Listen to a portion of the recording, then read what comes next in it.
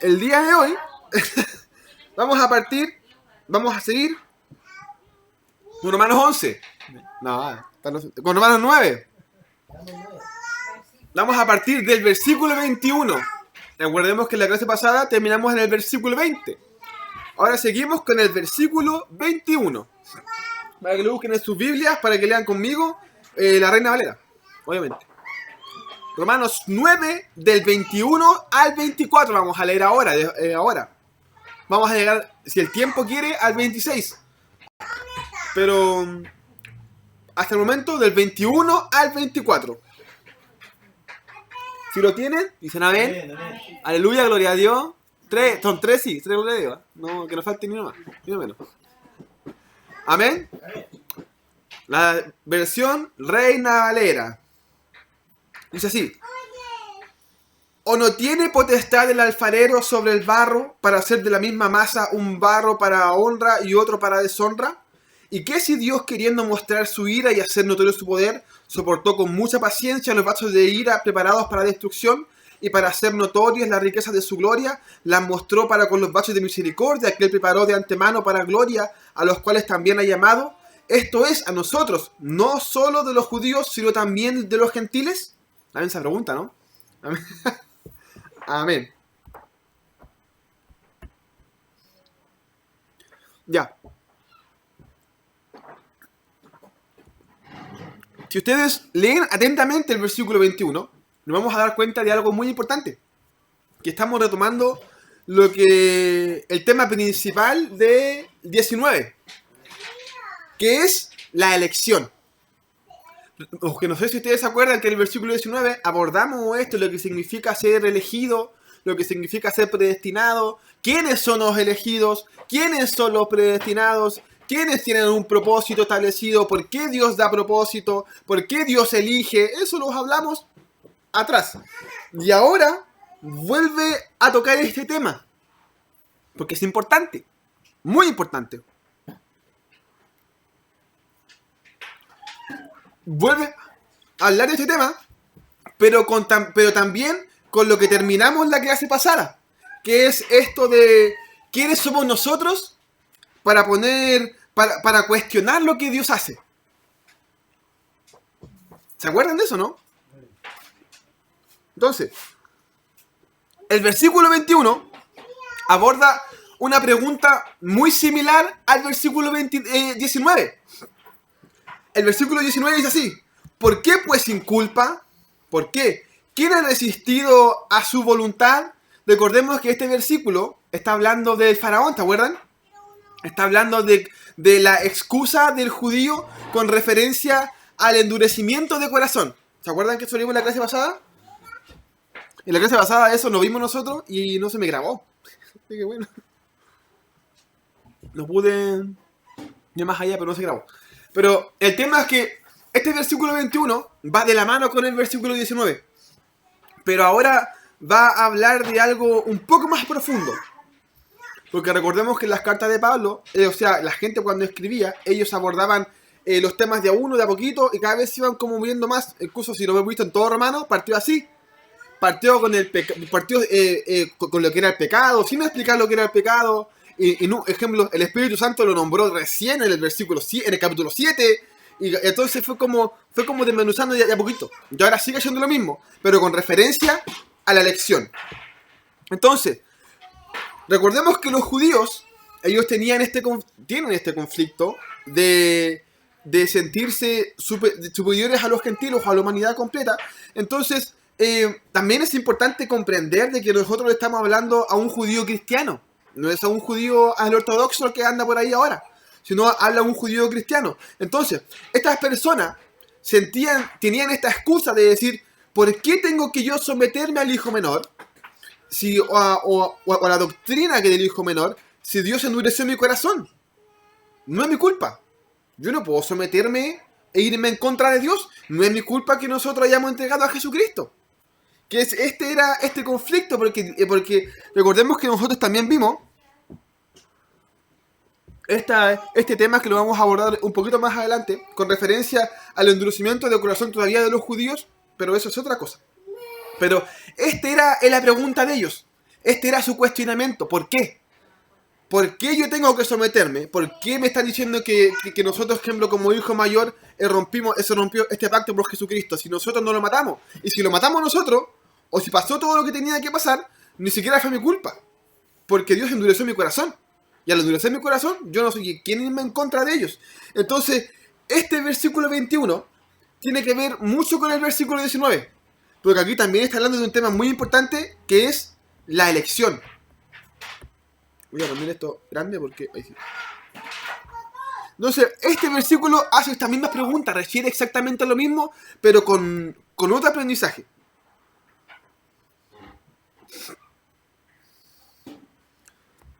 Ahora, también es muy importante que las personas que hablan sobre la salvación que no se pierde, sobre los vasos de honra, los vasos de deshonra, sobre las personas que nacieron para perdición, las personas que nacieron para salvación, se toman de este mismo versículo. Este versículo para ellos es muy, pero muy, muy extremadamente muy importante. ¿Por qué? Porque si nosotros leemos el 21, estamos dando a entender de que Dios hace vasos para honrar, hace gente para honrar y gente para deshonrar. Entonces, da a entender a simple vista de que Dios hace gente para salvar y gente para perderse, ¿o no? Entonces, estas personas, Lel Calvino, estas personas que creen sobre la salvación, que no se pierde o que somos algunos predestinados, este versículo es prácticamente parte de su lema. Pero como hemos dicho nosotros en todos los estudios, de nada sirve ver un tema, un versículo, si no sabemos el contexto completo, ¿no es cierto? Porque para ellos este versículo es un dogma, porque está hablando de forma literal, de que Dios creó a gente para enaltecer y creó a gente para humillar. Y si lo vemos solamente así, podemos pensar de que realmente Dios sí hizo eso, de que Dios sí predestinó y de que Dios sí elige personas. Pero el contexto de este versículo es extremada, recontra mega archi, importante. El versículo 21, que es el que estamos viendo, la versión NTV dice así. Vamos a leerlo primero en la versión Reina Valera para que entremos un poco en el contexto. Dice: ¿o no tiene potestad el alfarero sobre el barro para hacer de la misma masa un barro para honra y otro para deshonra? La NTV dice esto: de la misma manera, aunque Dios tiene el derecho de mostrar su enojo y su poder, Él es muy paciente con aquellos que son objeto de su enojo, los que están destinados para destrucción. Si nosotros quedamos hasta ahí, estaríamos diciendo, ¿saben qué? Parece que Dios sí elige personas, ¿cierto? Porque estamos hablando de que Pablo está diciendo de que Dios creó gente para destrucción, para destruir. Dice que están destinados para destrucción, son vasos, son personas, son gente que son hechas para perdición. Pero, entrando al contexto, nosotros tenemos que comprender de que este versículo 21, cuando habla de Dios de los vasos de honra y de deshonra, no habla de personas individuales. Nosotros, a través de Romanos 9, hemos visto muchas relaciones de gente. Por ejemplo, vimos la relación de Ismael con Isaac, ¿se acuerdan? Vimos la relación de Esaú con Jacob. Vimos la relación, lo que significa la elección de Jacob. Vimos que todo esto tiene que ver con un propósito y con una relación a. Isaac representa a Jesucristo. Esaú y Jacob representan a los gentiles y a los judíos. Y Jacob, el hijo menor, representa a la elección del hijo menor, o sea, de los gentiles. Todo es representativo. Ahora, Pablo sigue hablando de lo mismo. Sigue hablando de este tema de que no se está dirigiendo a una persona en específico, a las personas que nacen para salvación, a las personas que nacen para condenación. Está hablando de un plan general, de un plan creacional.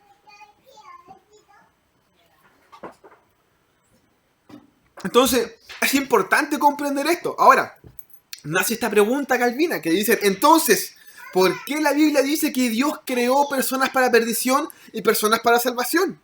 ¿Por qué pasa esto? ¿Por qué Dios entonces dice que de una masa formó gente para para matarla y gente para que fuera viva. ¿Quiénes son estas personas si no habla de ti, de mí, de después gente en particular? Hoy día me acuerdo que cuando íbamos en el auto con mi papá, hablábamos sobre cómo el mundo mismo se ha absorbido dogmas, doctrinas, solamente por literatura. Ejemplo, tenemos el catolicismo, que ellos creen fervientemente en el purgatorio, ¿cierto? Y el purgatorio fue un libro ni siquiera escrito por un sacerdote, sino fue un libro escrito por un hombre. Fue una historia de que te hablaba de un lugar que era de reposo. Y fue tan así de que los católicos se lo tomaron para ellos y lo vieron como doctrina. Como también de todas las cosas que nosotros hemos visto, que hay cosas, ¿cierto?, que no están en la Biblia y que aún así la gente lo toma para doctrina. Ahora, no sé si ustedes en estos tiempos se han dado cuenta, porque está muy de moda esto, resulta que la literatura secular ha puesto al diablo, al enemigo, como un creador. No sé si ustedes lo han visto en las series, en las películas. Ven como incluso hay varios libros X que dicen que hasta el diablo creó la humanidad y que Dios quiere destruirla. Y hay gente que esto se lo cree, se lo piensa y lo predica y está consciente y dice, no, si Dios es malo, Dios nos quiere castigar, si nuestro creador es el diablo. La gente, los satanistas lo creen de corazón. Y hay otra corriente también, de que dice de que Dios creó a su gente y el diablo creó a su gente. O sea, que el diablo creó a los gentiles. Dios creó a los judíos, dicen ellos, y el diablo creó a los gentiles. Si nosotros leemos literatura, vemos películas, nosotros nos damos cuenta que hay mucha gente que habla de esto y justa gente que se lo cree. Incluso tienen la barbaridad de decir de que a Dios le gustó tanto la creación del diablo que ahora la quiere tomar para sí. Y entonces el enemigo está en esta lucha constante por su creación. Y eso se cree. Ustedes ni siquiera son 10, 20 personas que lo creen. Hay muchas personas que son algunos espiritistas o personas que buscan la espiritualidad, que tienen este pensamiento aquí en el corazón, de que es el diablo quien creó estos vasos de deshonra, que es el diablo quien creó a la otra parte de la humanidad. Uno como cristiano lo ve como que, oh, qué raro esa gente. Claro. Entonces dan referencia a eso, de que prácticamente como que hay cosas que el diablo creó y cosas que creó Dios. Pero resulta de que nosotros, por medio de este versículo, dice de que Dios de una masa, Dios de una masa formó dos civilizaciones, una para gloria y una para deshonra. No lo creó el diablo. Que eso que también es cierto, se lo comento porque hay gente que loca. Incluso hay religiones que también creen estas cosas, que de repente uno puede decir, no, pero si el diablo nos creó, oye, vamos a la Biblia primero. Y la Biblia lo dice, te expone que nos creó el diablo, los malos. Ahora, para comprender el versículo 21, ¿qué tenemos que hacer? Leer el 22. Y dice así el 22, versión Reina Valera. Dice, ¿y qué si su poder, queriendo mostrar su ira y hacer notorio su poder, soportó con mucha paciencia los vasos de ira preparados para la destrucción? Dios creó dos vasos, ¿cierto? Ahora, el versículo 22 nos está diciendo de que Dios, Él pudo haber eliminado al vaso de deshonra, pero Él no quiso hacerlo. Él creó vasos de honra y vasos de deshonra, pero resulta que los vasos de deshonra, ¿cierto? Él dice que Él pudo haber mostrado su ira contra ellos porque Él los creó. Ahora, no los mató, no los sacó de la tierra, no se quedó solamente con el hijo mayor. Ahora, ¿por qué hizo esto? ¿Por qué tuvo paciencia Dios con esta persona? Y esto lo expone también en el versículo 23. Sigamos leyendo. Dice, para hacer notorias las riquezas de su gloria, las mostró para los vasos de misericordia que Él preparó de antemano para gloria. Si ustedes se acuerdan la clase antes pasada, que hablamos de algo muy similar a esto, que es ¿por qué Dios levantó a Faraón? ¿Te acuerdan de eso? Resulta de que Dios levantó a Faraón, ¿por qué lo hizo? Para mostrar su poder. Para mostrar, para que el pueblo de Israel viera de que Él era real y que Él existía y de que no había nada en contra de Él. Tienen que pensar de que el pueblo de Israel estuvo sometido mucho tiempo al pueblo de Egipto, entonces ellos a lo mejor lo veían como imposible irse en contra de ellos porque ellos tenían todo, tenían carrocería, tenían armas, tenían cierta tierra, tenían recursos. Entonces, la Biblia dice de que Dios le dio todo eso al faraón. ¿Para qué? ¿Para qué se lo dio? Para enaltecerse a él mismo. Para que el pueblo de Israel viera que él era más grande que todos sus dioses. Y para que el pueblo de Israel comprendiera de que el Dios real los salvó de Egipto. Dios permitió honrar al faraón, no siendo cristiano, no siendo del pueblo, no siendo creyente. ¿Para qué lo hizo? Para su gloria, para su honra. Dios permitió que estos vasos de deshonra, ¿cierto?, no murieran, no desfallecieran. ¿Por qué? ¿Por qué lo hizo? Para su gloria, para su honra. Ahora, este tema es un poquito delicado porque, para comentar este concepto de vasos deshonrosos. Porque resulta que nosotros, a través de las clases, hemos estado viendo de que hay dos ramas: los gentiles y los judíos. Ahora, ¿quiénes son los vasos de deshonra? Nosotros, los gentiles. Porque nosotros, ¿cierto? Cuando Dios hizo la humanidad, Él se creó un pueblo y Él lo hizo de honra para Él mismo, para Dios. Él levantó el pueblo de Israel para su gloria. Entonces, por eso dice que ellos fueron creados como vasos de honra. Ahora, hubo otra civilización que eran vasos de deshonra, que Dios dice de que Él tenía toda la autoridad de destruirlo y de provocar su ira porque eran para Él deshonrosos. Porque adoraban a otros dioses, porque hacían otras cosas, porque estaban en contra de su ley, estaban fuera de su ley, perseguían a su pueblo. Entonces, es delicado un poco comentar esto de vasos de deshonra, porque uno dice, pucha, entonces yo soy un vaso de deshonra. Fui hecho de deshonra, entonces no tengo ni un brillo, soy pecador. Pero recordemos que como... Amén. Que como lo hemos visto en las clases pasadas, Dios, cuando levanta a uno, exalta a uno, es para mostrar su gloria con el otro. Dios levantó a Ismael para demostrar su gloria con Isaac. Dios levantó a Esaú para demostrar su gloria con Jacob. Dios levantó después a Jacob sobre Esaú para demostrar su gloria sobre Esaú. Entonces, cada vez que Dios levanta a alguien, lo hace para honrar al que viene detrás. Dios levantó como vaso de honra al pueblo de Israel. ¿Pero por qué lo hizo? Para levantar al pueblo gentil. Todo lo que Dios hace tiene su propósito perfecto. Él no creó a nosotros, no creó al vaso de deshonra porque sí. Porque nada, incluso entramos en ese tema de que Dios pudo haber hecho que tanto el gentil como el judío fueran todos de honra. Pero no podía ser así.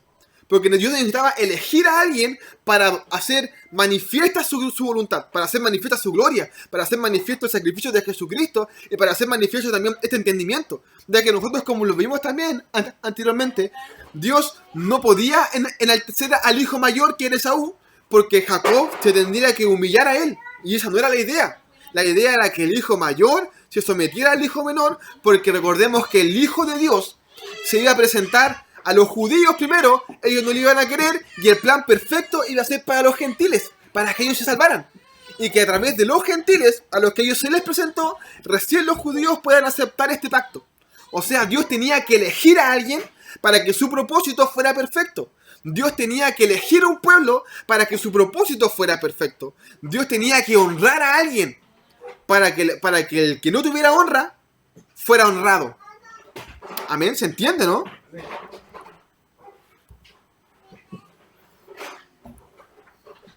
Amén. Nosotros comprendemos de que Dios cuando honra con un fin en específico. Lo comentamos recién. Lo vimos con Faraón, ¿cierto? De que Dios honró a Faraón para honrar a su pueblo. Entonces, es importante comprender un tema que se lo grabe en la cabeza. Cuando Pablo habla de los vasos de deshonra, no se refiere a que estaba fuera de la calle. Uno puede molestar y decir, vos soy un vaso de deshonra. No, la gente no nació para ser condenada y nosotros lo hemos visto en todas las clases. No hay gente que nace para ser condenada. No hay gente que nace para ser salva. No hay gente que nace para. Dios creó para que todos fuéramos salvos con este concepto de elección de uno. Pero eso fue antes, para su propósito general. Ahora no es así. Ahora todo esto cambió. Dios eligió un pueblo para honrarlo. Y al otro para redimirlo por medio de los honrados. ¿Se entiende? Dios eligió a Israel para honrarlo a ellos, porque ellos eran su pueblo. Pero también los eligió a ellos para que los que seguían atrás pudieran redimirse y también ser honrados tanto como los judíos. El versículo 23 usa una palabra que nos conecta mucho con el versículo 24, para que nosotros podamos comprenderlo. Porque nos da a entender de algo muy importante. Que al final de todo, todos, tanto el judío como el gentil, todos somos vasos de deshonra. Y que hay una pura forma nueva de ser llamados vasos de honra. Dice así: para hacer notoria la riqueza de su gloria, lo mostró para los vasos de misericordia que él preparó.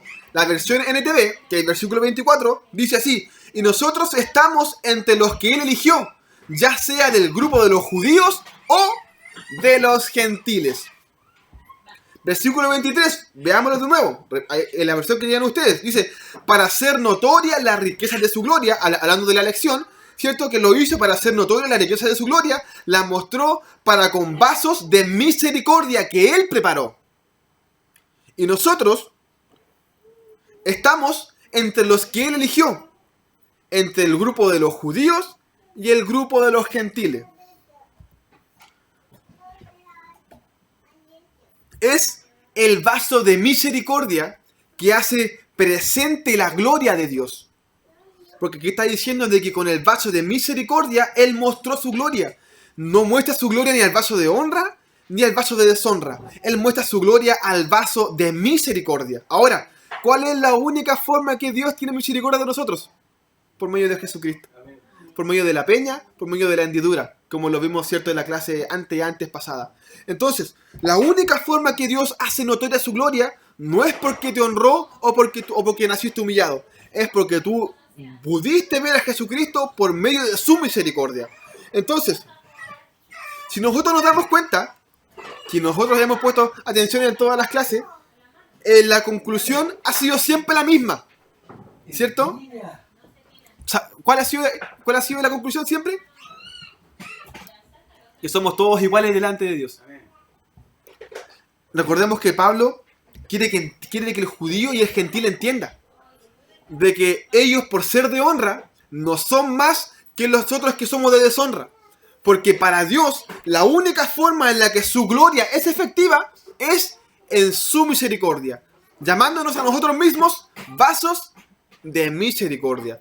No importa si fuimos creados de honra, no importa si fuimos creados de deshonra, lo importante es que nos hallemos en esta misericordia, para que a través de ella recién podamos ver al Padre. ¿Amén? Entonces, no importa si naciste pulento, y no importa si yo nací con ningún brillo, lo importante es encontrarnos al medio con la misericordia de Jesucristo. No importa si tú naciste en una familia rica con todos los problemas, naciste en cuna de oro, como yo me acuerdo de que cuando fui a Antofagasta.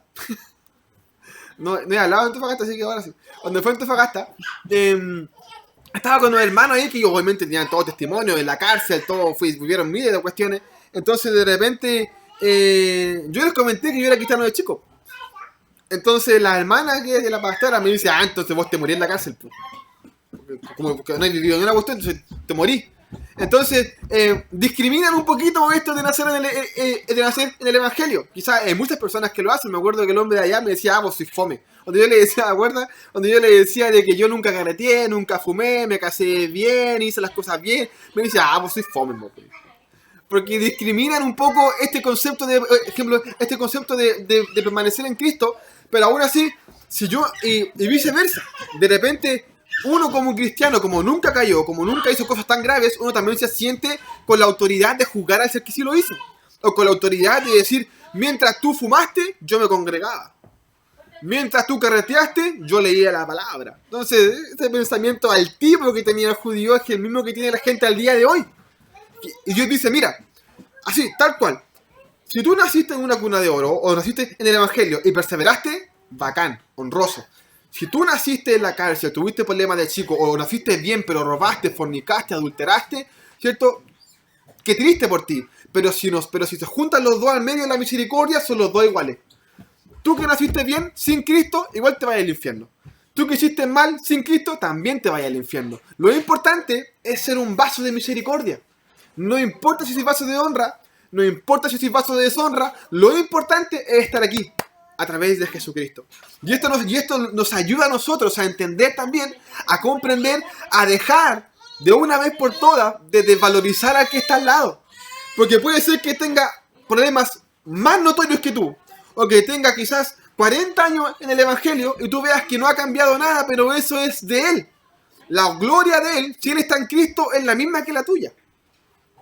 Porque incluso nosotros vamos a ver en el libro de Corintios, de que todas las cosas y las obras que tú así, te vayas a sacar la corona y la vayas a tirar a los pies de Jesucristo y al final te vayas a quedar sin corona.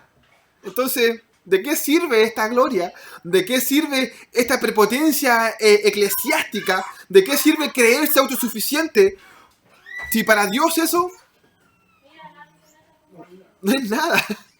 A él lo único que le importa es que sea salvo y que predique su evangelio. Nada más que eso. Amén. Porque quien recibe toda la gloria, ¿quién es? Dios. Incluso cuando nosotros también leamos el libro de Corintios, dice de que Jesucristo, cuando reciba todas las coronas, ¿sabe lo que va a hacer? Le va a devolver la gloria al Padre. O sea, de que él tampoco va a recibir la gloria que se merece. Él dice que va a recibir toda la gloria, va a estar sentado en el trono y va a ser, Padre, tome, se la devuelvo. Porque toda la gloria es para Dios Padre, es para Él. No es para ti, no es para mí, no es para el apóstol, el pastor, el ministro, en la escuela, el que estudia acá, el que estudia allá. No, es para el Padre. Y es importante, y es lo que Pablo quiere que nosotros entendamos. ¿Alcanzamos la otra? ¿No? Sí. Ya, seguimos con la otra.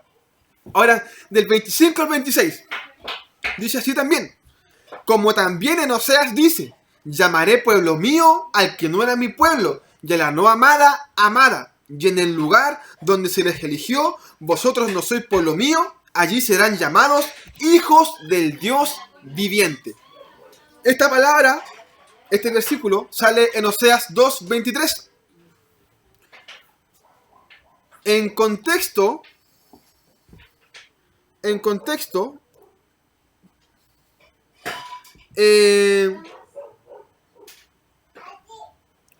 de este versículo de Oseas 2 es una conversación entre Dios y el pueblo de Israel, como toda la profecía, pero conforme a la reconciliación y a la condenación y al pecado. Amén. Nosotros hemos hablado sobre este pensamiento que lo comentamos al principio de la clase, de que Dios endureció el corazón de los judíos. Eso es una doctrina que está hasta el día de hoy. Que se piensa de que el judío todavía está ciego, ¿cierto? Todavía ellos no pueden ver al Padre porque Dios los cegó. Eso se cree hasta el día de hoy, pero nosotros lo comentamos en la clase pasada, de que esto no es cierto. De que el judío, él puede buscar a Cristo. Él puede perseverar, él puede conocer a Cristo siendo judío. Este velo ellos no lo tienen. Y esto mismo también se refuta en Oseas 2. Porque la gente tiende a pensar de que no, es cuando el pueblo de Israel se le quita el velo, ellos van a poder, ellos no tienen un velo. Eso es una mentira del diablo, ¿no? Ellos no tienen un velo. Ellos solamente, como todos los que están aquí, afuera en la calle, están cegados por su pecado solamente. Pero no tienen un velo de que Dios les cegó los ojos. Porque Dios no endurece el corazón de las personas para condenarlos. Él los endurece ¿para qué? Para tener un propósito. Y el propósito del judío, de su endurecimiento, ya pasó. ¿Qué fue cuál? El entregar a Jesucristo. Para que nosotros y el mundo entero pudiera ser salvo. Entonces, saquémonos esta idea de la mente de que Dios o que el pueblo judío todavía está siendo endurecido, porque no es así. Y lo vamos a seguir viendo acá, que es muy importante. Y nos vamos a dar cuenta por qué el pueblo no está endurecido.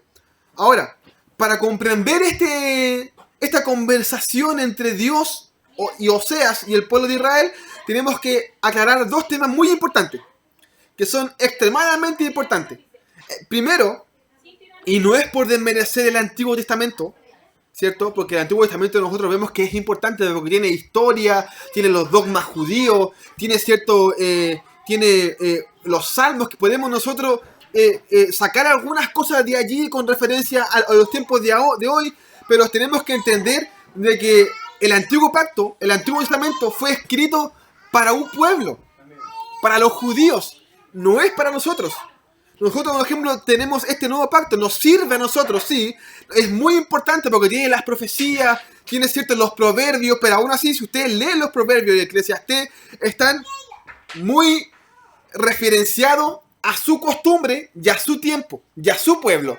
Nosotros podemos sacar alusiones de Isaías, podemos sacar alusiones de la historia de Abraham, de la historia de Moisés, pero es algo totalmente diferente que nosotros no podemos tomarlo tan literal. ¿Por qué? Porque es de ellos, ¿cierto? Es de ellos, no es de nosotros. No significa que él no sea importante, porque si usted lee el Antiguo Pacto, aprende muchas cosas de los profetas, de la historia, de cómo Dios se manifiesta, de la personalidad de Dios, de la realidad de Dios. Resolvemos dudas de cómo Dios trabaja, resolvemos muchas incógnitas que de repente el Nuevo Testamento no nos arroja, pero a través del Antiguo Pacto, del Antiguo Testamento, podemos ver todas estas cosas. Pero nosotros no nos podemos, como dicen los flaites, no nos podemos poner la capa superhéroe. Yo defiendo el Antiguo Pacto, no podemos hacerlo. Porque el Antiguo Testamento tiene un propósito que es para su pueblo. Al igual que la profecía de ahora de Oseas. Porque hay muchas personas que la profecía Oseas, Malaquías, Miqueas la toman personal como para el tiempo de hoy. Como el tema de los diezmos, como el tema de la ofrenda, como el tema, ¿cierto? Que vamos a hablar ahora del pacto. Entonces, como lo toman para el tiempo de hoy, tenemos que entender de que estos libros fueron escritos para el pueblo de Israel. Para promesas para ellos, no para nosotros. Nos menciona de repente por aquí, que ahora nos menciona, pero no es para nosotros. ¿Ok? Ahora, comprendiendo esto que hemos hablado, y espero que no se molesten y digan, no, pero si el Antiguo Pacto es importante. Mi hermano, yo estoy diciendo, no digo lo contrario. Es importante, pero no nos podemos tomar a pecho todo lo que dice el Antiguo Pacto porque históricamente, contextualmente, no es para nosotros. Hay muchas cosas que nosotros no vamos a entender de sus historias porque son culturales. Como lo que hablamos en la clase antepasada por el tema del nombre. ¿Por qué a ellos siempre, dime tu nombre, dime su nombre? Nosotros no lo entendemos eso, porque somos gentiles. Pero para el pueblo sí lo entendía, porque ellos tenían un propósito. Entrando en contexto, Oseas 2.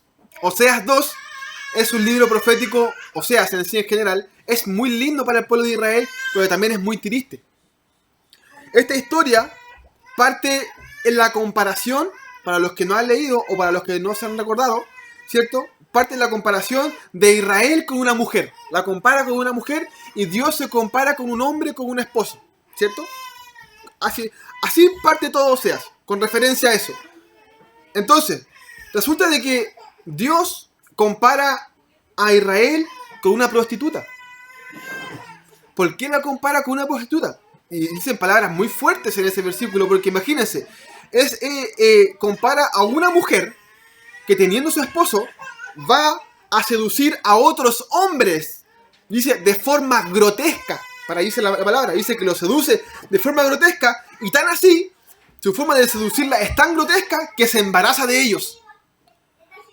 Entonces, uno lo puede imaginar por así nomás, pero Dios está hablando de cómo el pueblo de Israel se prostituía con todos esos dioses, con todos los dioses de Baal, con todos los nombres de Baal, y que más encima tenía el atrevimiento de tener hijos. Entonces, resulta que esta mujer, llamada Israel, ella tenía algo que es muy parecido a lo que tenemos nosotros, de que pensaba de que todo lo que tenía, su riqueza, su ganado, su ropa, su dinero, su casa, su estabilidad, todo se lo dieron los otros dioses. Todo se lo dio su amante. Entonces, como todo se lo dio su amante, ella va en busca de ellos para que le dé más.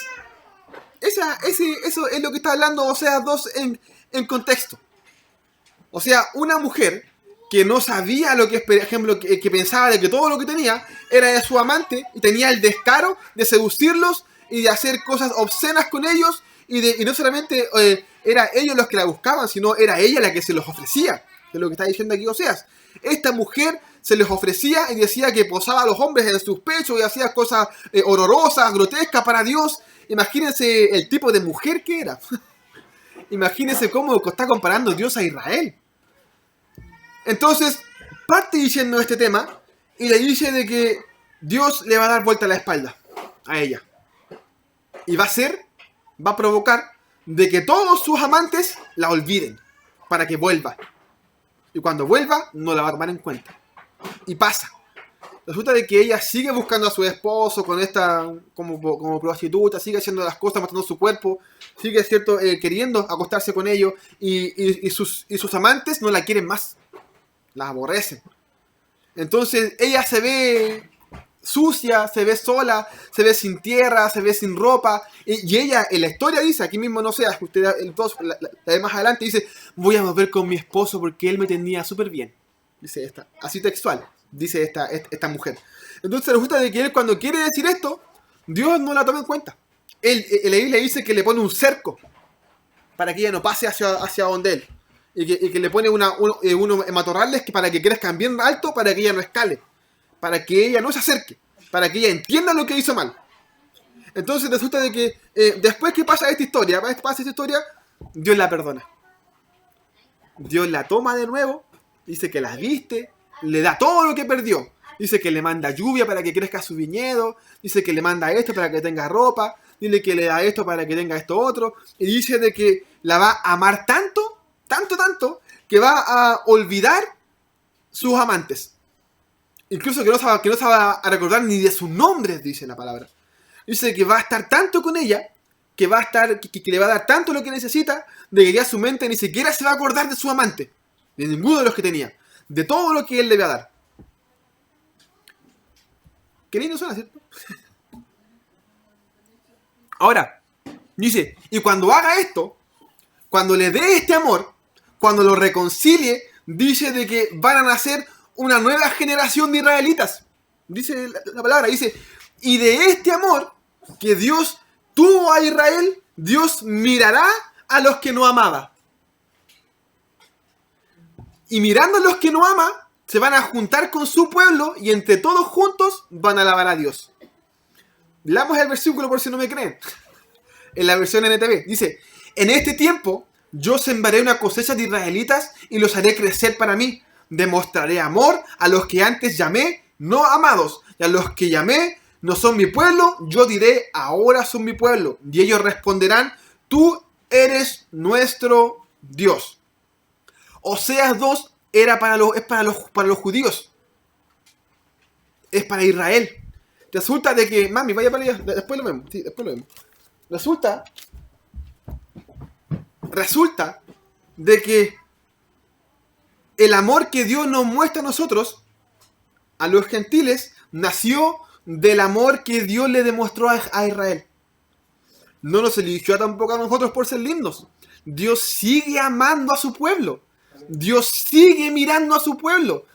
Dios no ha endurecido su corazón porque esta profecía ya pasó. Porque ya ahora todos, ¿cierto? Somos llamados pueblo de Dios. Todos con todos nos somos llamados pueblo de Dios. Y tanto judíos y gentiles podemos decir gloria a Dios y reconocer su nombre. Entonces, ¿cómo un pueblo puede tener esta redención si está cegada? Porque aquí, ¿cierto? Ustedes están hablando directamente de la venida de Jesucristo. Porque por medio de Jesucristo, Dios va a vestir a este pueblo, a los judíos. Obviamente no va a ser a todo el pueblo, porque todavía hay algunos que están por allá, pero todavía hay gente, como lo vimos aquí en la iglesia de los romanos, en la iglesia de los corintios, que también había, no, en la iglesia de los corintios, en la iglesia de los romanos, ¿cierto? Que habían judíos y hay todavía judíos que adoran a Jesús, que adoran a Dios. Obviamente se ven más los otros porque es un pueblo, pero hay todavía judíos que lo hacen. Entonces, al haber todavía judíos que lo hacen, este pensamiento de que Dios tiene un velo por ellos para que no lo vean, es falso. Es totalmente distinto cuando Dios engrandezca a su pueblo, que es algo diferente. Porque lo que va a pasar más adelante, lo que dice el libro de Apocalipsis, no habla del velo que le va a quitar a los judíos. Habla de la gloria que ellos se merecen como hijo mayor. Porque Dios nunca, jamás de los jamases, ha olvidado a su pueblo hasta el día de hoy. Y también, como le habla al judío que acepta al gentil, también le dice al gentil que comprenda que ellos también, por el amor que le tienen a los judíos, ellos pueden acercarse al Padre. Que tampoco entren en este pensamiento de desvalorizar al judío, porque eso es al israelita, porque es su pueblo. O sea, llevamos un capítulo completo diciéndole que el judío no intente humillar al gentil, pero ahora Pablo dice también lo mismo al gentil, que tampoco intente humillar al judío, al israelita, porque todavía sigue siendo pueblo de Dios, y porque por amor a ellos estamos nosotros aquí. Por amor a ellos, nosotros tenemos pueblo, tenemos tierra, tenemos en los cielos, tenemos a Dios, tenemos a Cristo. No podemos nosotros ser tan antisemitas y decir, los judíos son todos unos desgraciados. No podemos. Porque por el amor, como dice Oseas, por el amor que le tuvo a ellos, por el amor que la paciencia, por la reconciliación que tuvo con ellos, nosotros tenemos acceso a este amor y compartir el amor con ellos. ¿Se entiende, cierto? Amén. Oremos.